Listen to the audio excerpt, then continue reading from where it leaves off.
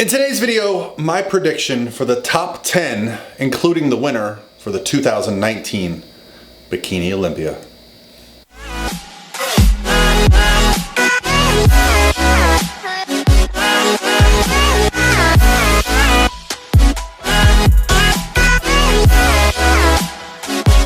All by myself. Hey guys, what's going on? This is Paul Ravella from ProPhysique.com, and today's video is going to be a little bit different. Not answering a question. I'm actually going to discuss the 2019 Bikini Olympia because we are 1 week away. That's right. Next Saturday, we will be at the pre-judging for the Bikini Olympia, and I'm going to be there, and I can't wait to see it. I had a few people ask me about this, and I definitely have some thoughts. I'm going to base a lot of what I decide today on my top 10 based on a lot of the shows that I've been to. I've never been to so many pro bikini shows, obviously, you know, as a coach. So I definitely have like people that I've watched that my favorites, you know, even over the last couple of years. So I think what I'll be able to discuss is a little bit about why I think each competitor is going to place where they're going to place. And I gotta be honest, like looking over the competitor list, it's incredible. You know, I go to a lot of the shows, and when you see the girls on this list, on a show list that you're at, it definitely gets the competitors at the show excited. For example, Ashley Kaltwasser was at the Sioux Falls shows where Natalie got 4th, and just the excitement around having Ashley at that show, the competitors loved it, you know. So these girls are all champions. I mean, they're literally all champions. Where they place at the Olympia, you know, for some of them, it's probably going to make or break their year, but it shouldn't. I think these are all amazing competitors. So what I'm going to talk about is just the top 10, and then I'll give some honorable mentions to the people that I think are probably on the cusp. And I also have some friends competing, so I'm really excited for that. So I'm going to start with number 10 on my trusty sheet here, and I'll try to include some pictures and videos for you guys to see exactly what it is I'm talking about. But in 10th place, I think it's going to be Marcia Goncalves, and you know, any show that Marcia enters, she is in the mix to win. I saw her at the Border Clash earlier this year. I might even have some footage from that. So she could easily sneak into the top 5 as well. You know, she's someone that always shows up in great shape. Just the whole package. Everybody I'm going to talk to right now, their overall package is just amazing. But where I think that some of the girls separate themselves in the top 4, top 5, is they have a little bit of like a mutant factor, which I'll talk about. So Marcia Goncalves at 10th place. Now, 9th place, this was one that was a little bit of a surprise for me, but I'm going to go with Mariella Pellegrino out of Italy. I've seen her pictures and videos, and she just has that it factor, that shape, and I feel like, you know, winning a show as prestigious as the New York Pro, she won the New York Pro this year, she's going to be on a lot of people's radars. A lot of the judges are familiar with her. They've seen her compete, so I expect her to make some noise at this show. Again, any of these top 10 could easily be top 5, top 3 girls, just depending on how everyone shows up with their conditioning and their stage presence and their confidence. Now, most of these girls are so polished that it literally just comes down to some genetic differences between them, because they are going to nail the hair, the makeup, the tan, the posing, the stage presence, the poise, because as I've said, they're all champions. And to be a pro bikini champion, you have to be flawless, okay? So at 8th place, I'm going to put Jennifer Dorie out of Canada there. Now, Jennifer had a great season. She took 2nd at Toronto, 2nd at New York Pro. She's one of the perennial girls that is really making some noise coming up in the sport. So I think she's going to crack that top 10.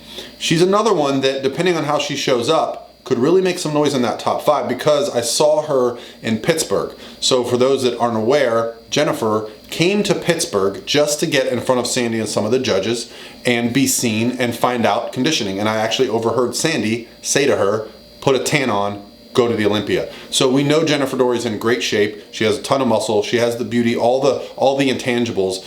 I'm putting her in 8th place only because, as you're going to see, this lineup is so crazy. It's almost impossible to just move people around. In 7th place, I'm putting Ashley Kaltwasser. Well, this is a multi-time Bikini Olympia champion. She won a couple pro titles this year as well. So not having her in the top 5 might sound crazy, but I just had to make some decisions. I think there's some people moving up in the sport, and I think when Ashley is on a lineup of some of these girls, she might just start to get bumped down a little bit, so I put Ashley in 7th place. Now, in 6th place, I put Lauralie Chapados. Now, this might sound like a weird one considering she got 2nd at the Olympia last year. Now, Lauralie coached herself for years. I believe she coached herself when she made her pro debut in Toronto and took 2nd, and then she was coaching herself when she got 2nd at the Olympia. She's since got some coaching, and when she went to the Arnold this year, she actually dropped to 6th. Now, that doesn't sound like a terrible drop, but considering Angelica, the previous Olympia and Arnold champion, wasn't there, it was one of those shows where it felt like, okay, this is Lauralie's moment to make her statement and let everyone know she's coming for the Olympia title. She took a bit of a step backwards, corrected things, and came into the Arnold Australia and placed 2nd, I believe. So she corrected things, and then she's only had one goal to focus on since then. So although I have her here in 6th, she could easily be someone that sneaks into that top 2, top 3. Heck, she could even win the thing, okay? But for this prediction, I'm putting her in 6th. Now, the next one is a bit of a newcomer to me. Not too familiar with her, but when I looked over all the pictures and videos of all these competitors, she stood out to me, and that's Priscila Leimbacker. She's out of Switzerland. She won the Pittsburgh Pro, which was earlier in the year, and then she got 8th at the New York Pro. So, depending on how she comes in, I think she's gonna leapfrog some people, just based on the fact that she's done some monster shows, she's got a crazy physique, and honestly, I wanna kind of throw in some dark horses in here. Like there's some of these names that are not super familiar, at least to me, and I didn't want to just pick super predictable people. I feel like she's gonna sneak into that top 5. Now in 4th place, Jen Ronzitti. So Jen Ronzitti actually turned pro at the same show that Lauren Conlon did. Okay, Lauren Conlon turned pro at Miami Nationals. Just call it NPC Nationals, but it's in Miami. But Jen Ronzitti turned pro there and actually has placed as high as 2nd at the Olympia. Now, I saw Jen at the Toronto Pro. Didn't think she looked her best, but I could definitely see the improvements. She had added some muscle and some shape. And then a couple weeks later, she went to Chicago and won the show there, probably with her best physique ever. So she's been quiet since then, and I kind of like it when people get quiet. I feel like they're taking their time and they're focusing on the next goal. She knew what she wanted to do. She wanted to get her Olympia qualification, and then now she's coming to the Olympia, and I think she's gonna get back into that top 5. So yeah, she's one of my front runners.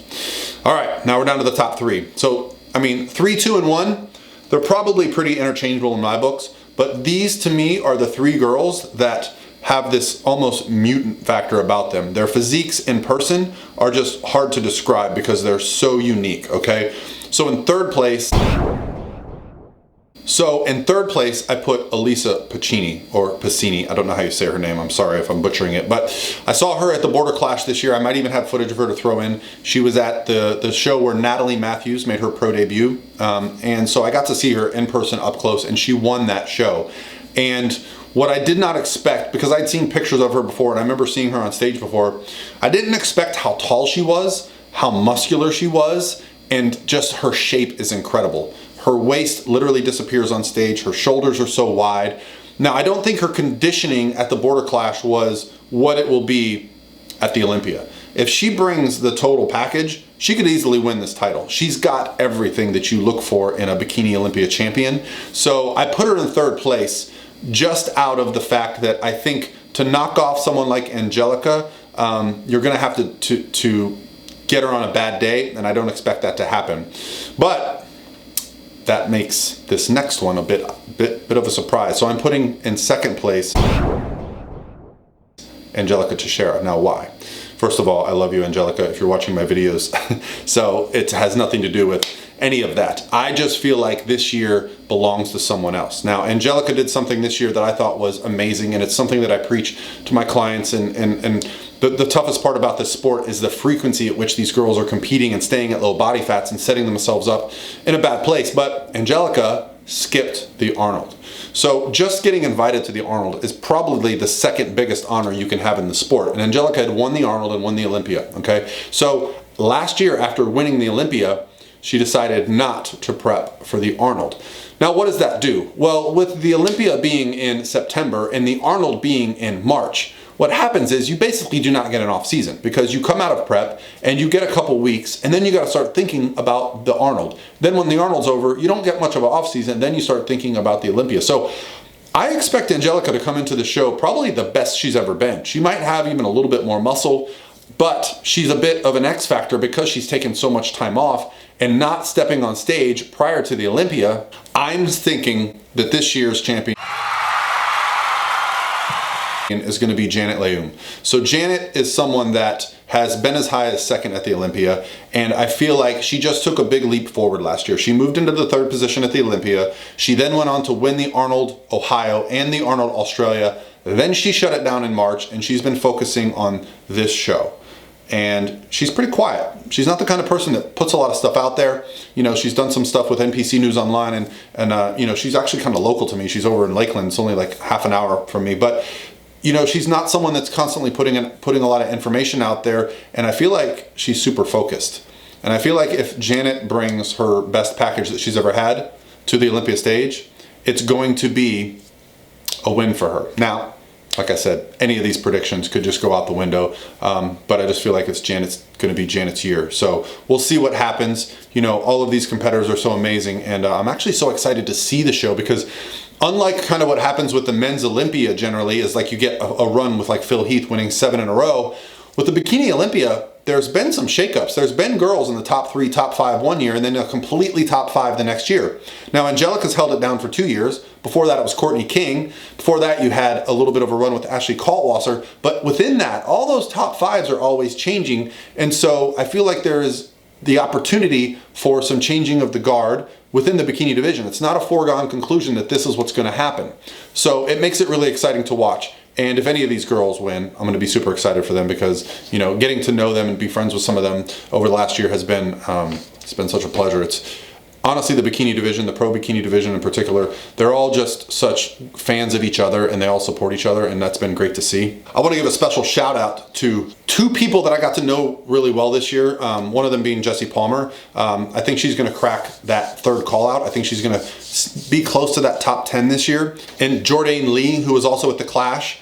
And Jourdanne Lee, if I had to probably draw someone, how that you should look for bikini, I think she probably has the best genetic structure of anybody up there. So she's someone that if she brings her A game, she could crack that top 10. Like, she's got that structure and that beauty and that stage presence that, you know, she's someone that's such an attention grabber. And Jessie Palmer has been just kind of quietly plodding along. You know, she did so well at every single show she did this year, including winning a very big St. Louis Pro show. Okay, she won that show this year. Jessie just took second a couple weeks ago in Golden State at the Sacramento show as a warm-up for the Olympia. So she's getting back in after taking a couple months off from competing. And so I expect Jessie to really sneak up and get into that top 12, top 15. And it's been such a pleasure to watch these girls and hang out with them and even like get in some workouts. They're just such awesome people. So I'm really excited to see everyone at the show. So I have a couple wild cards here that I think could crack the top 10. And it's just because it's hard to really predict when you don't have a ton of competition history at the Olympia or at the Arnold, that it's hard to leapfrog a lot of these people, I feel like. But the 2 people that I think could really make some noise, depending on how they come in and how other competitors come in and how they're judging this year, is the first one is Etila Santos, who I was at the Toronto Pro when she came out and won that show. And she's just got this amazing presence on stage, amazing hair, tons of muscle, great shape. And you know, I think she's someone that could be someone that gets into that top 10 right off the bat. And another person I'm excited to see is Alexandria Ross, who won the overall at NPC Nationals last year in Miami and then continued competing. She was actually at the Border Clash and she actually won the Sioux Falls show that I was at with Natalie and Ashley Kaltwasser. So she beat Ashley Kaltwasser. So Alexandria Ross, who was the 2018 NPC National Champion, is competing less than a year later in the Olympia. So amazing. Congratulations to you, Alexandria. And you know, I hope my predictions are wildly inaccurate. But, you know, it's just fun. It's just the fun part of the sport, is just discussing it. And hopefully you guys like this, and love to hear your comments below and let me know your thoughts. I am excited to see everyone at the Olympia. Please say hello if you see me. I'm going to go to meet the athletes. I got competitors competing on Wednesday, and I'll definitely be at the expo at the Core Nutritionals and America Energy booth. So, man, I'm excited to see everyone. Las Vegas. All right, guys.